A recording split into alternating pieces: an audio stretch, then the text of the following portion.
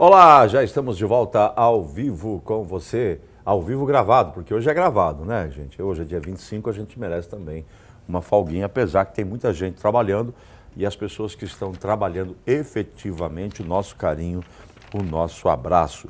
Lembrando que a gente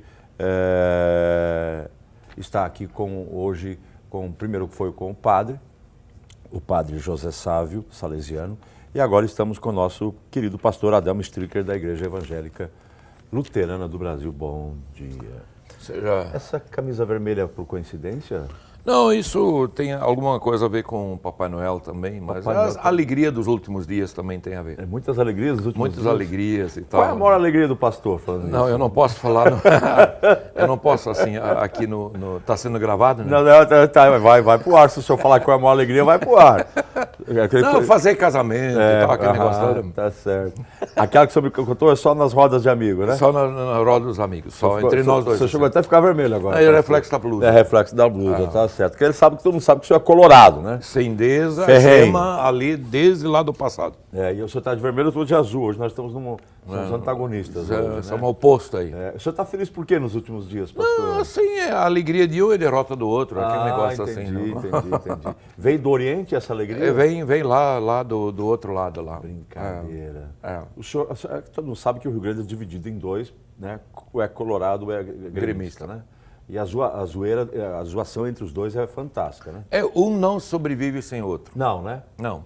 Não tem como Então imaginar. é assim, é sempre numa gangorra, se você olhar, quando um está em cima, o outro está embaixo. Então é assim, nos anos, digamos assim, 2000, o Inter foi muito vitorioso. O Grêmio embaixo, mas hoje virou. Isso é uma gangorra, então vai voltar de novo. Vai?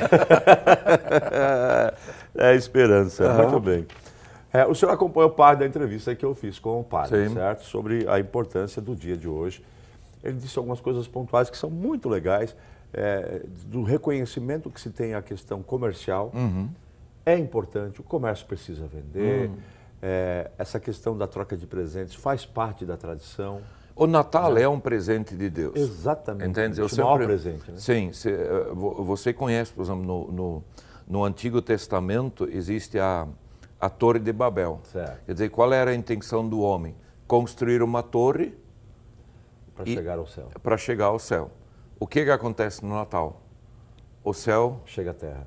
Chega à terra. Isso explica o Natal. Quer dizer, o homem não conseguiu chegar no céu, mas Deus chegou à terra e Jesus se tornou então humano, nascendo de uma moça, né?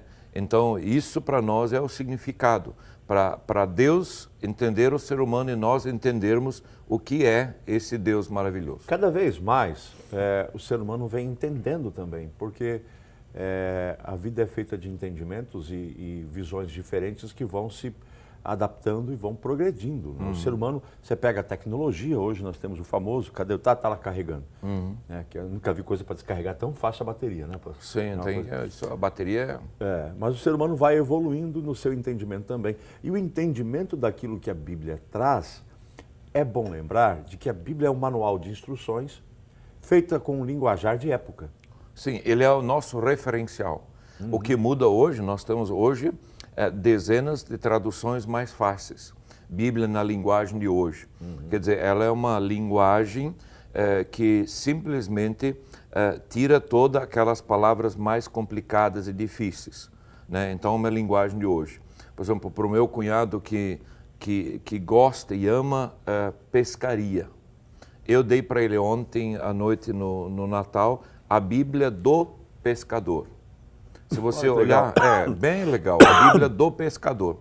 Se você olhar, Jesus, quantos momentos com mulheres, com homens, vários dos seus discípulos eram pescadores. Então, numa linguagem adaptada, entende? A essência continua a mesma, ela nunca vai mudar, porque é a palavra de Deus. A Bíblia não contém a palavra de Deus, a Bíblia é a palavra de Deus. E cabe a nós, seres humanos, não tirar, como diz lá em Apocalipse, nem um i, nem um tio dela, porque é palavra de Deus. Isso que é legal. Apesar dessa linguagem rebuscada, de época em que foi escrita, cultura, e para o entendimento também de quem estava naquela época, E é isso que é legal, que nós estamos numa outra época, estamos Sim. num outro entendimento. Sim. Por isso que cada vez mais se entende aquilo que está escrito. E cabe a quem? Aos pastores, padres, missionários, pegar aquele texto da época e trazê-lo para essa realidade. Com cuidado, né? É, com muito cuidado. Com Sim. cuidado, calma Não, porque, lá, né? Sim, porque pode ter muita água com açúcar, né? E parece água, mas não é, entende? E se você olhar, por exemplo, assim, Jesus era expert nisso, de contar parábolas. Eu adorava. Não, Eu adoro, na verdade, né? Sim. As parábolas. São 40, em torno de 40 parábolas que Jesus mesmo contou. Por quê? Para que o ser humano pudesse entender essa linguagem do reino dos céus. São as parábolas. Eu conto hoje, você me conhece, muitas histórias. Isso. Né? As histórias fazem o quê? Elas trazem a realidade da Bíblia, do reino de Deus, para perto de nós, para que possamos compreender essa linguagem celestial. Ela traz para um contexto de Sim, entendimento. de entendimento. Por isso as parábolas. Sim, parábolas. Eu nunca esqueço de quando criança eu recebi, o senhor falou das Bíblias, né? Aham. A Bíblia, parábolas. As parábolas eram 3 ou 4 livretos, não muito grossos, capinha verde, e eu nunca esqueço desse presente que eu ganhei, acho que foi da minha mãe, do meu pai, que aquilo para mim foi uma bênção, porque eu ficava lendo as parábolas, entendendo o que estava.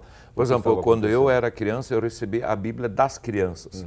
Quer dizer, toda a Bíblia é escrita numa linguagem para que crianças pudessem entender. Que legal esse negócio. Muito bem.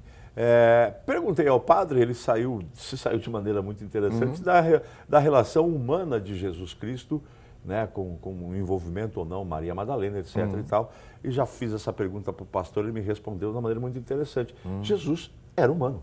Sim, digamos assim, até os 12 anos nós sabemos, como menino, né, ia com José e Maria ao templo e tal. Mas existe ali um vácuo. Ele sempre foi filho de carpinteiro. Certo. Né? Alguns dizem para mim assim, quando ele tinha 20 anos, no final do dia, Maria disse, não quero fazer pão. Tem como você aí fabricar uns pães milagrosamente? Não dá para responder isso, entende? Porque nós não sabemos. Existe uma lacuna entre os 12 nessa até lacuna. os 30 Se Deus quisesse que era para nós saber, estava tudo escrito. Estava tudo escrito. Mas o que nós sabemos que aos 30 anos ele iniciou o ministério público dele. Né? Isso nós sabemos. E os 4 evangelhos, Mateus, Marcos, Lucas e João, retratam deste ministério público de Jesus até a sua morte. Então, o que nós sabemos que houve morte, mas para ter morte tem que ter nascimento.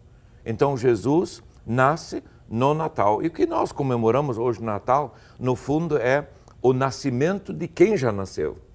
Quer dizer, a gente faz nós rememorizamos. Quer dizer, isso volta à nossa memória para celebrar o nascimento dele, que mais tarde morre por nós.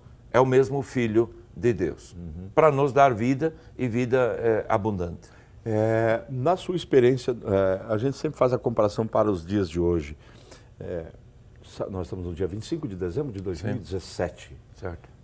São 2017 anos. Certo.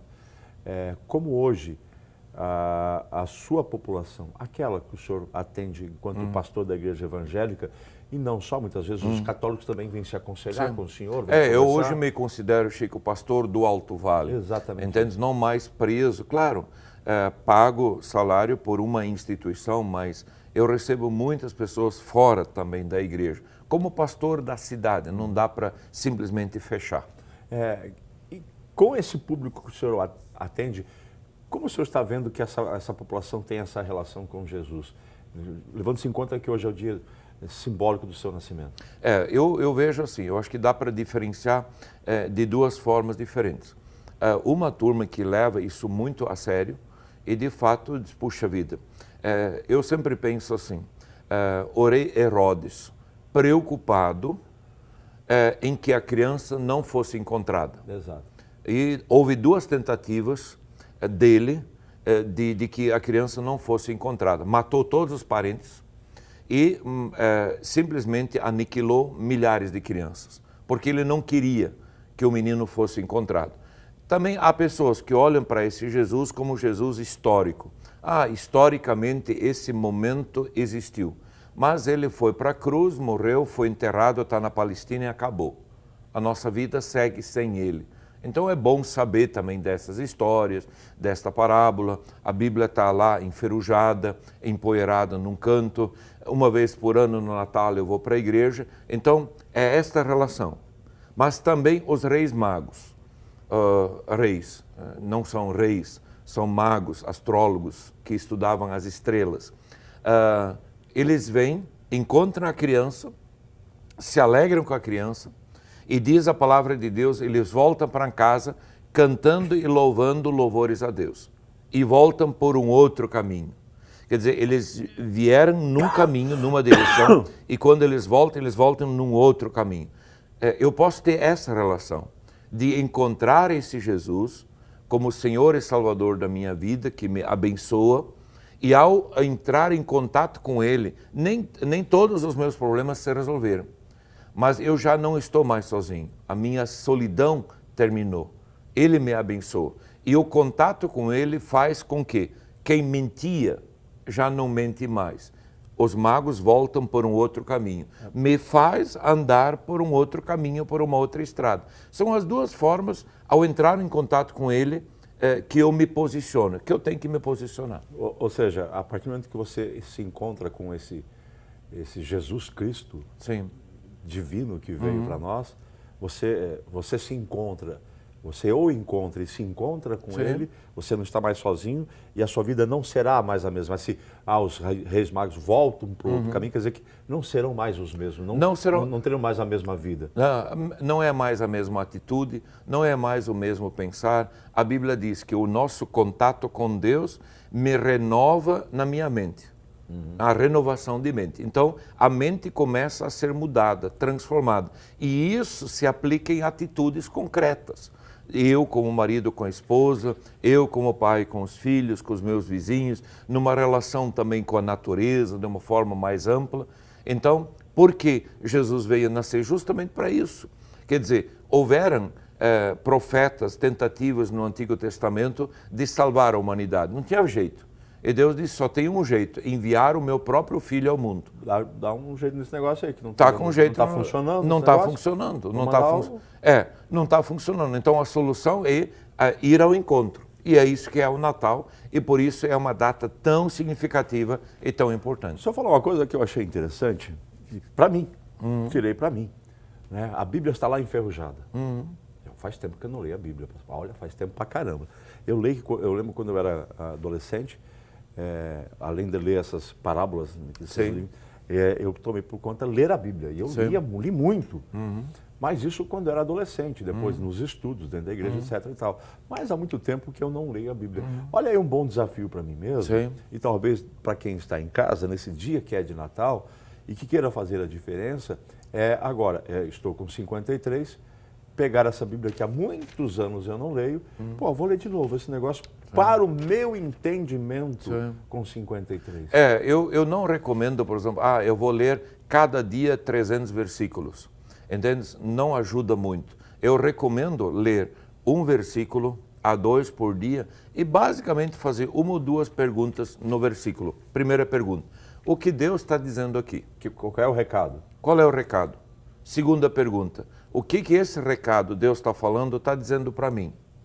E reflita sobre isso. Porque isso é batata, pastor. Entende? É uma coisa... Por isso que eu falo que a Bíblia é um grande manual. Sim. É um Mas manual, e também, cara. para quem quer começar a ler, Chico, não deveria começar no Antigo Testamento, deveria começar no Evangelho de João.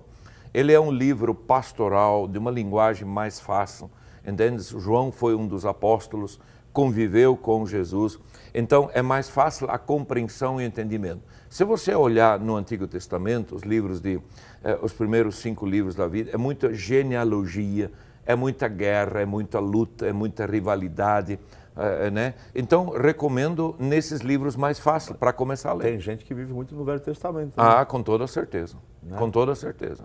E esquece, ignoram até o Novo Testamento.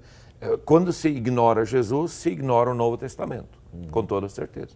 Muito bem. Mas seria uma dica interessante, né? Muito interessante. Vou fazer Porque tem muitos projetos, por exemplo, as pessoas fazem planos para o dia 31, para o novo ano. No próximo ano eu quero emagrecer. Eu quero cuidar melhor da minha saúde. Eu quero conhecer cidades e lugares que eu nunca conhecia antes de morrer. Então, digita lá no Google, isso que eu quero fazer no próximo ano. Coloca como projeto. Mas por que não colocar junto lá, eu quero também ler a Bíblia, ler a palavra de Deus. Porque ao em contato com a palavra de Deus, eu sempre penso assim, é que nem você pega um vasilhame que está sujo, uma panela, coloca debaixo de uma torneira, deixa a água escorrer. A água vai escorrendo dentro e a sujeira vai saindo. A palavra de Deus faz isso, ela vai nos limpando, vai nos purificando. Para quê? Para trazer uma nova forma de pensar, novas atitudes. É isso que nós precisamos. E só a palavra de Deus traz isso para nós. Eu sempre deixo o meu programa, ele fluir. Sim. O senhor sabe que esse é o meu estilo. Sim. Muitas vezes o convidado chega aqui, o que você vai perguntar para mim? Não sei. Como assim não sabe? Não sei. Vai ser alguma coisa na tua área, com certeza. Né? Não vou perguntar algo que não seja diferente. Sim. Mas eu gosto muito de fluir, porque eu tenho essa entendimento meu, de que estamos aqui e somos ferramentas. Sim. Sempre somos ferramentas. E eu gosto muito que o programa flua. Então, com a sua participação, surge essa ideia bem interessante do que fazer no dia de Natal, dia 25, e o que fazer para o ano que vem, que está já se avizinhando, 2018, né? Uma coisa muitíssimo interessante que dá uma revisada no manual de instrução. Mas veja hoje como é fácil. Por exemplo, eu começo os cultos dizendo assim, se você ainda usa a Bíblia no papel, abra a Bíblia. Mas se você tem a Bíblia no aplicativo do celular, liga a sua Bíblia.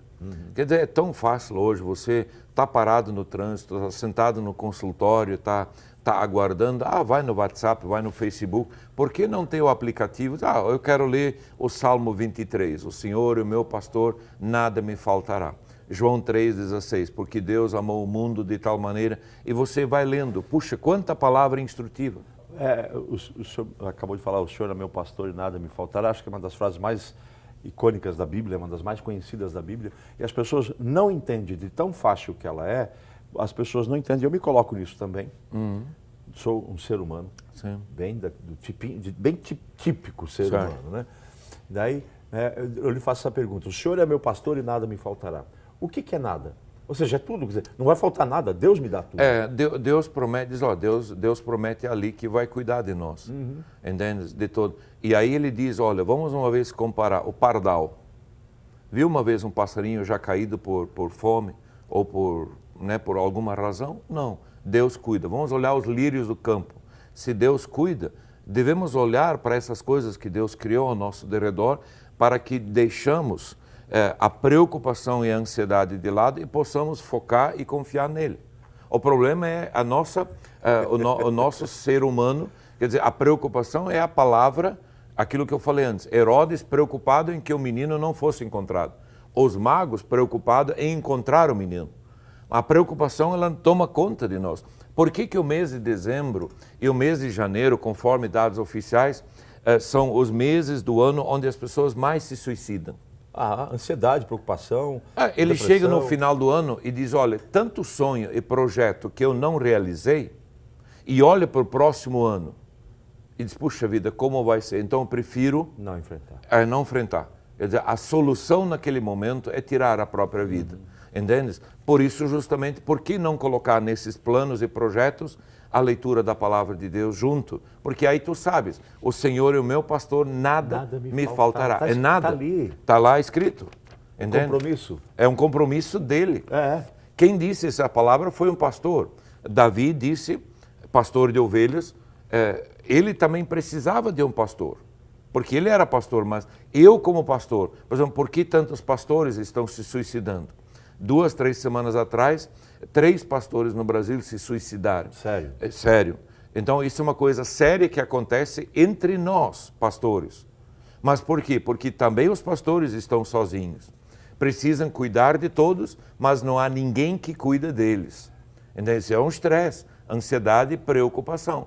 Também nós, como pastores, precisamos confiar nisso. Quando se fala em ter fé, as pessoas também não entendem o que é ter fé. O que é ter fé, pastor? É acreditar. É acreditar. Por exemplo, naquilo que a gente não vê. Isso é fé. Eu creio, isso é fé. Então eu creio naquilo que eu não consigo enxergar. Entende? Isso é fé. No nosso mundo, se a gente olha, por exemplo, eu fui operado, você, não sei se já foi, mas... Algumas vezes. Então, eu fui. A gente se entrega Sim. ao anestesista, ao médico. Em confiança. Em confiança. Quando você embarca no ônibus, no avião, você pergunta ao motorista, você tem carteira, você está bêbado? Não. A gente simplesmente embarca e vai. Entende? Isso é fé. Nas relações humanas. Mas imagina a mesma traduzida e levantada agora para Deus. Como a nossa vida seria muito diferente. Muito. E aí é que é o grande barato dessa questão toda, gente. A gente está discutindo aqui profundamente o negócio, né? O crer ou acreditar. O Senhor é meu pastor e nada me faltará. A gente não acredita. Sim. E a gente sofre por não acreditar. Com ansiedade por aquilo que possa acontecer ou depressão por aquilo que já aconteceu. Sim. E a gente sofre porque a gente não acredita. A gente lê, repete, vai na igreja, vai nos cultos, vai nas missas, repete, lê de novo, mas a gente não acredita. Sim. O que a gente faz? A gente termina a oração e diz amém. Amém. Aí, quando abre os olhos, será? Uhum. Quer dizer, a dúvida, ela está presente, né? De manhã te apresento a minha oração, diz o Salmo, e fica esperando.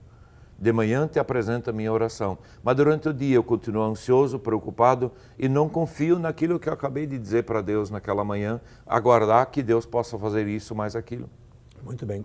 Me dá o nosso tempo, eu sempre gosto de saber o tempo para poder ver ainda que eu posso fazer. Se organizar aí. Mais 6 minutos. Olha, tem tempo ainda. 6 minutos se faz muito. Muito bem. Dicas para 2018. Hoje é Natal, né? A gente já está chegando também para o Ano Novo. Além dessa dica de ler de novo a Bíblia, que eu achei muito legal, pastor, a conversa com o Senhor é a mesma coisa que na Bíblia. A gente sempre tira uma coisa positiva para fazer. Com toda certeza. A exceção daquilo que o pastor mais gosta, que depois o senhor vai contar. Não vai contar. No ar não posso falar. Não. Mas, enfim, dicas para 2018. Talvez uma das grandes... Talvez uma vez realizar aquilo que a gente sonha em fazer e não faz. Cuidar da saúde. Muita gente faz e não realiza.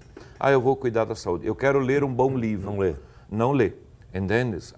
Eu quero ter mais relacionamento com as pessoas, menos aquilo que... conexão não é relacionamento. Entendes? Por que não pensar alguma coisa? E conexão também com Deus. Por que não uma vez colocar isso junto? Para quê? Para que a solidão vá embora. Para que eu não viva, de fato, pressionado na solidão. Então, essa conexão também com Deus. Seria um bom projeto de vida para o ano de 2018. E, em quarto lugar, o que todo brasileiro faz, no próximo ano, a vida financeira eu vou colocar em dia. E acaba não fazendo. Pastor, isso tem importância? Porque se fala dinheiro não traz felicidade, quem tem dinheiro é pecador, é mais fácil um camelo entrar no fundo de uma agulha do que Mas é difícil, diz na Bíblia lá, mas não é impossível. E é simbólica, essa frase é simbólica. Porque o fundo da agulha lá nada mais é uma pequena porta no muro em Jerusalém por onde passavam as ovelhas. Exato. As ovelhas. Como é que um camelo vai passar por uma porta pequena dessa? Você cortar em pedaços, você transporta o cabelo por ali. Quer dizer, a Bíblia não diz que é impossível. A Bíblia diz que é difícil. Por quê? Justamente por isso. Por exemplo, assim, se você tem... quanto que custa uma consulta? Custa 300, 500 reais uma consulta médica. Se você tem dinheiro, para que tu precisa orar por isso? Mas muita gente diz, eu preciso ir no médico, então eu preciso orar porque eu não tenho esse dinheiro. Então, qual é o perigo de você ter muito? Nenhum lugar diz que isso é pecado ter dinheiro. Não. Grandes homens de Deus na Bíblia eram riquíssimos. Se você olhar no Antigo Testamento, nós temos vários homens, né, muito... Próprio Jó da Bíblia, a Bíblia diz que era o maior do Oriente em termos financeiros. Exato. Entende? Mas era um baita homem de Deus. Mas o dinheiro prejudica, ele atrapalha quando tem demais e não sabe usar esse dinheiro. Mas se você olha para Jesus, Jesus diz assim, você não pode adorar a dois senhores, ok? Estão no mesmo nível, a Deus ou as riquezas. Eu, como pastor, sempre achava que tinha um erro aqui. Que a dois senhores estava se referindo a Deus e a Satanás, o diabo, inimigo de Deus. Não, o diabo nem entra na jogada. Quer dizer, a Bíblia equipara Deus e as riquezas no mesmo nível. Quer dizer, os dois estão no mesmo, o diabo nem aparece. Quer dizer, qual é o perigo que eu corro de colocar a minha fé nas riquezas e esquecer de Deus? Por isso tem uma oração na Bíblia que é muito linda. Deus, não me dê a pobreza para que eu não venha roubar, mas não me dê a riqueza demais para que eu não venha esquecer de ti. Quer dizer, nesse meio termo, é manter o equilíbrio. Exato. Quer dizer, esse é o grande segredo. Ter dinheiro não é pecado. Não é. Não é pecado. Digamos assim, com quantas pessoas você pode socorrer? Exato. Quantas pessoas você pode ajudar? Exato. Quantas famílias você pode ajudar? Quanto que você gerando riquezas, você também vai ter riquezas para outras pessoas Sim. e não para outras pessoas. Vamos para a figura do rico e do Lázaro, aquela parábola. Entendes? Estando lá no inferno, o rico disse, olha, manda na minha casa paterna alguém que fale para os meus irmãos para que eles não estejam aqui. Eu imagino a riqueza dele. Em vida, ele poderia ter contratado um pastor só para ele. Já imaginou? Eu vou contratar um pastor para minha família, que só para minha família eu vou pagar ele para que a minha família saiba de Deus. Que coisa mais linda! Por que não pensou nisso antes? Quando era vivo.